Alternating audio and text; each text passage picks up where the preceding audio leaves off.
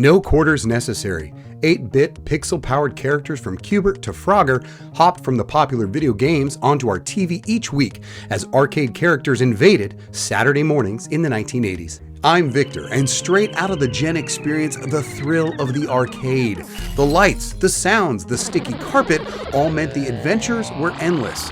That is, until we ran out of quarters. But there was a backup by the early 80s. Our favorite video game characters made the jump from arcade to animation and joined the likes of Scooby-Doo and Thundar on Saturday morning cartoons. Fill up a bowl of Pac Man cereal and we'll play a few levels. If you enjoy this kind of content, then please support my channel by pressing like. Remember, the Gen experience is an AI-free zone, so you're getting the real thing. Click subscribe and let's see if we can earn a free guy. If we're going to do this right, then why not start at the top? Pac-Man, the granddaddy of video games, found his way through the maze to Saturday mornings in 1982 on ABC. He was the first video game in history to become an animated cartoon, but wouldn't be the last. We should also give credit to Pac-Man for pushing open the gates for IPs and brands to market to kids in this very same way. They didn't have the opportunity before this, but Pac ushered in an era even before He-Man did the heavy lifting. Pac, or Packy, was joined by Ms. Pac-Man, still a Ms, but sharing a child, Pac-Baby. How 1980s progressive, huh? A combination of colorful ghosts from both games appeared in the show. Inky, Blinky, Pinky, Clyde, and Sue. And it was all about chomping. Pac chomping ghosts, ghosts chomping Pac. And that's what got it in a little trouble. Yeah, can you imagine people were upset with the violence from every chomp and the visuals of the wounded Pac-Men who looked like deflated pool toys? They had to reduce the imagery and a lot of the chomping was done off screen. These people were not prepared for the gun violence of G.I. Joe to come, I assure you. After eating a power pellet, the ghosts would turn their familiar purple and get chomped by a Pac character, including Pac-Man's pets, and become just floating eyes. One of the cutest gimmicks was the ghosts would return to their home base to a closet of multicolored sheets that they would then replace over their eyes to be full again. Can't say it wasn't far off from gameplay, except for the strange overarching villain, Mesmeron, the ghost's boss. He wanted the secret of the power pellets. It was a hit, and how could it not be? Pac-Mania was all over the country, as evident in a top 10 hit song of '82, Pac-Man Fever by Buckner and Garcia.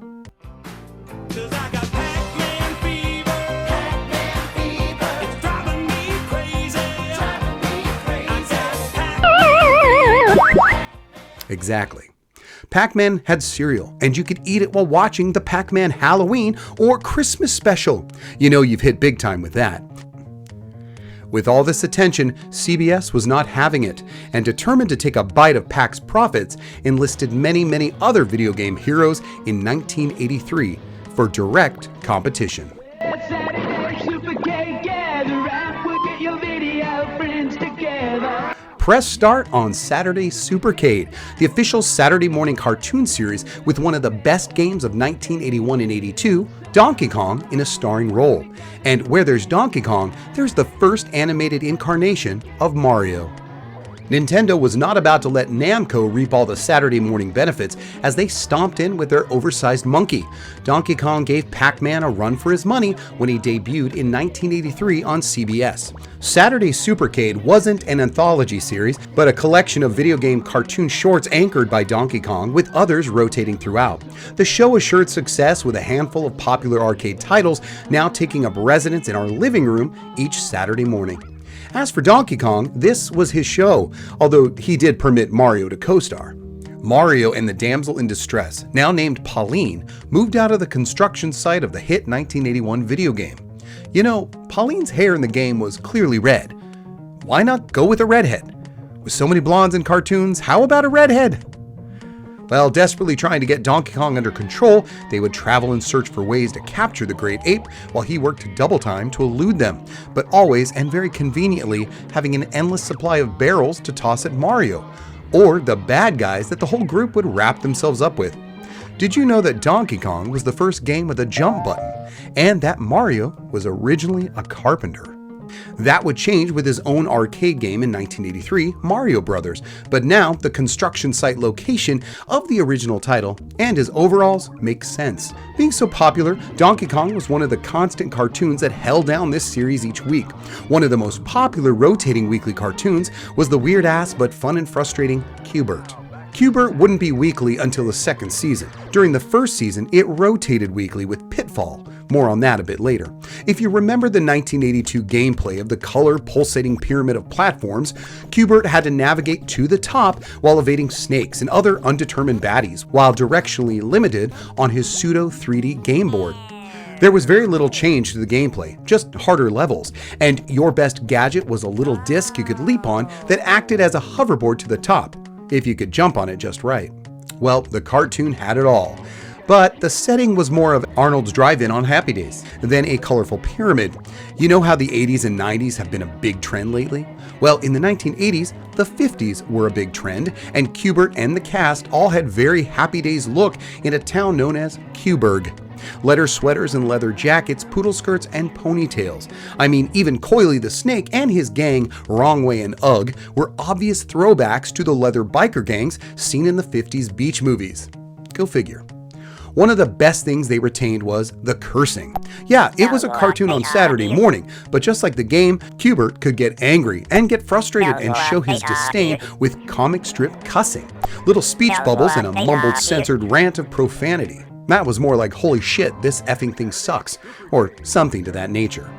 As for the rest of the cast, playing right after his dad's big show, Donkey Kong Jr. was also one of the weekly series. Here's one of those prime examples of nepotism in Hollywood, am I right?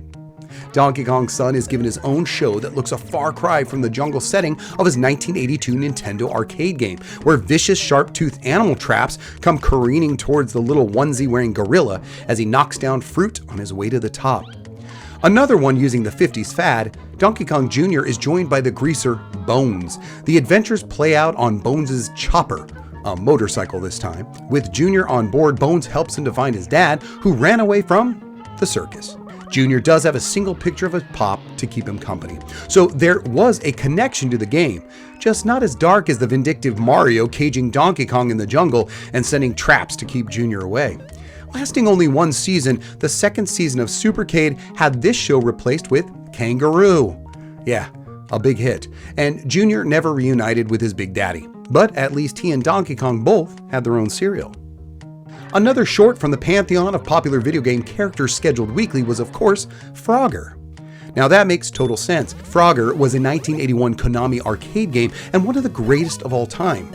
Too bad the show's design, overall look, and storytelling of this cartoon was a far cry from the source material.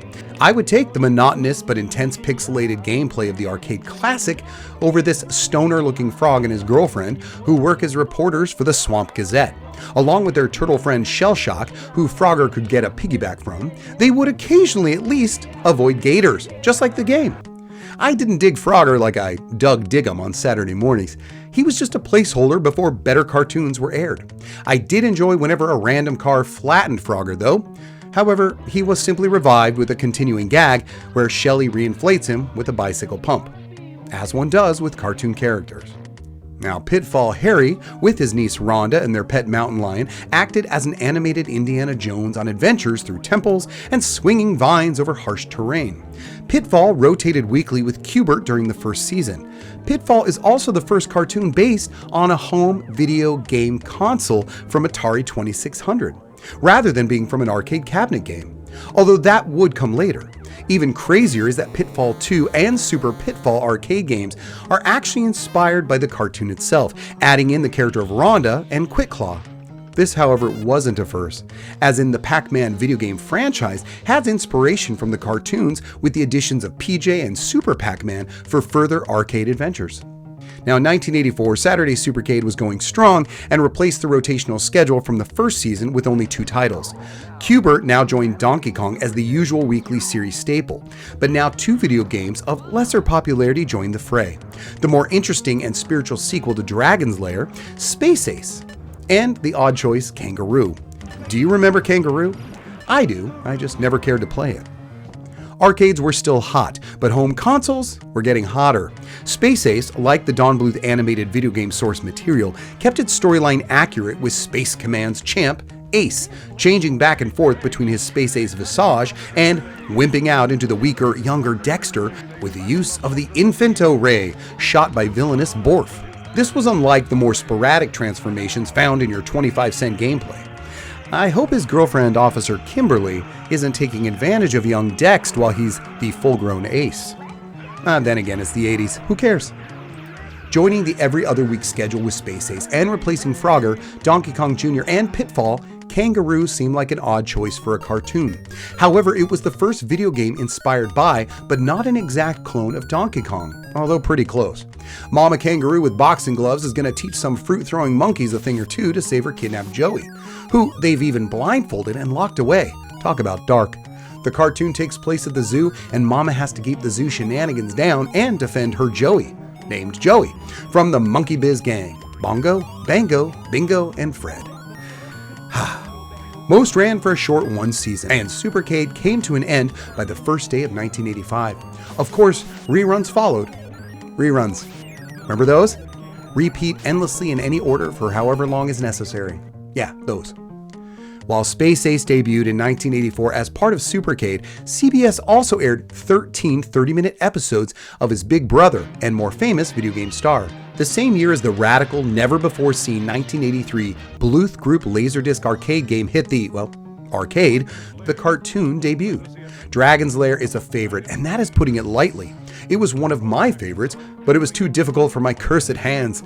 But boy did I love watching others play this Don Bluth animated video arcade game with the flashing signal for us to act on, for Dirk the Daring and his Princess Daphne from the evil dragon Singe. Yep, those are some animated nipples. One hell of an adventure, the animation, recorded on Laserdisc just as they were becoming a thing, was a choose-your-own-adventure game that jumped from place to place on the disc depending on your action, usually ending like this. The cartoon, however, was no choose-your-own-adventure, but it stayed true to the video game. It made sense as the animation was hardly different, except for the cheaper weekly cartoon quality, and the see-through over-sexualized Daphne was brought down a notch. But just a notch. The daring Dirk was and still is a success and iconic video game character. The cartoon, although remembered, not so iconic. The last video game cartoon after the Supercade era, and for another 5 years, was the furthest thing from its source material. You can't ignore the name Pole Position and its logo, but there is little to connect the 1984 animated series to the racing side-scroller from 1982 Namco. Dick Animation Studio wanted the brand, so they licensed and paid for the name for the familiarity of it. Racing is still the order of the day, but not in typical Formula One cars, and they've added the usual 80s family drivers and the adventure plots in an obviously more anime style. Saving the day, but at least still in race cars. It seems unfathomable to think that Mario didn't get his very own show until 1989, but the original 1983 Mario Bros. Wasn't an iconic arcade game. Not until the 1985 Mario upgrade to Super did people take notice. 1989 is the age of Pee-wee's Playhouse, and Super Mario Bros. Debuted with live action and animated sequences in syndication. That meant it wasn't first run on Saturday morning. It was on Monday through Friday, and only one season, but with 65 episodes, more than any other. I had mostly checked out from dedicated watching cartoons by this time, but you could catch me zoning out weekends or even the weekdays to whatever was on, so I was aware. Aware of Lou Albano, the wrestler, in the role of Mario, and the Jeffersons bartender Charlie, played by Danny Wells, in the role of Luigi. Super Mario Bros. Was a runaway hit, and the synergy and marketing options were endless. However, I'm still surprised this is what they went with. But who am I to deny the guest stars they got to take part in their live-action segments? Rowdy Roddy Piper, Sergeant Slaughter, and even Ernie Hudson. Come on. Between live-action sequences, Mario Bros. Cartoons were shown, Monday through Thursday that is, starring Mario and Luigi, full-on plumbers by now, in the Mushroom Kingdom with Princess Peach and Toadstool in tow. With a slight character redesign from Donkey Kong, the cartoon mirrored the game overall, and felt like you were in the Mushroom Kingdom, with pipes and cubes and other gameplay elements that were familiar. Super Mario Super Show had so many episodes, but on Fridays, the Plumber Brothers offered up a different kind of adventure in the form of another Nintendo classic, The Legend of Zelda. Hated by so many in the fandom, there's nothing wrong with the design of either Link or Zelda, but is often cited for bad animation, which I have to say seems in line with the rest of these quick turnaround cartoon series from the arcade era. But speaking of arcade games, The Legend of Zelda, like Pitfall before it, is inspired by a home console cartridge title. Where Pitfall did become an arcade classic in cabinet, Zelda has never, during its original release, played as a quarter arcade video game. Zelda the Animated Series is known for one stupid catchphrase. Hey, excuse me, princess. And the fact that the driving force of Link was to be heroic enough to get a kiss from Zelda. Solid premise, huh? The character of Sprite, or the poor man's Tinkerbell, was a sidekick for Link and might have been the inspiration for Navi, the future pixie pal of Link in this further adventures and much more exciting video game series. So there's that. That kiss would come, but only once the characters were given new life simultaneously on the last video game cartoon series of the 1980s. Kevin Keene, a teenager from California, is pulled into Videoland along with his dog Duke while playing his NES. To conquer the evil villainous Mother Brain, who looks a lot like the villain from Rock and Rule, Kevin joins the N-Team, which consists of Princess Lana, the ruler of Videoland, Simon Belmont, the hero from Castlevania, I guess, in some parallel universe, and the much-loved Mega Man, Kid Icarus, and a Game Boy. A giant freaking supercomputer based on something that should fit in the palm of your hand. He's given the title Captain N, the Game Master, and together they rise against the evil Mother Brain and her minions, King Hippo from Punch-Out!, the Eggplant Wizard from Kid Icarus, and Dr. Wily from Mega Man. These forces of good and evil go up against each other and often meet other familiar video game warriors. Malkill of Wizards and Warriors, Donkey Kong, the Count from Castlevania, and Dr. Light, also from Mega Man. In reoccurring appearances, Link and Zelda reprise their roles, as well as their voice actors, in various adventures. More detailed and mature character designs, Link finally gets a kiss from Zelda, and help ground this fantasy show in its video game I roots. thought you wiped him out for good. So did I. But we just heard a rumor that someone's trying to bring him back. You'd think they couldn't make a cartoon of just any video game, but by the looks of it, they would figure it out, and they'd produce any title, even something as inane as Paperboy. Wait, did I miss that one? Well, even if I did miss that one, I think the 80s ended the video game to cartoon era on a great note. And you can't deny it probably ruled because it had cereal. Of course, it didn't stop there, but as the 90s came in, so did the millennials, and shared in some overlap with older Gen Xers watching things like Sonic the Hedgehog, Double Dragon, and Street Fighter in the early 90s. And there would be more, from the ever-present Pokemon to Donkey Kong Country and Angry Birds. More recently, the mature-themed Castlevania continues this tradition. If it hadn't all started in the 80s, I wonder if this trend would have started at all. Just seeing where cartoons are today. Did the video game cartoon doom the arcades of the past, or was it the home console? Or was it both? Or was it just a lame younger generation not wanting to go out? You decide. We could go on and on about this topic, like the memorable theme songs that rock, some of them from Shuki Levy. I hope I said that right. Or that Carmen Sandiego is based on a computer game. Now there's a twist for another time. For now, I hope you enjoyed a recalling and reminiscing of a time where arcade characters became animated heroes once upon a Saturday morning in the Gen experience. Please check out other fantastic content from a generation that brought you the very best of everything. By now, I hope you have clicked like and press subscribe to support the channel. Thank you sincerely for watching, and until next time.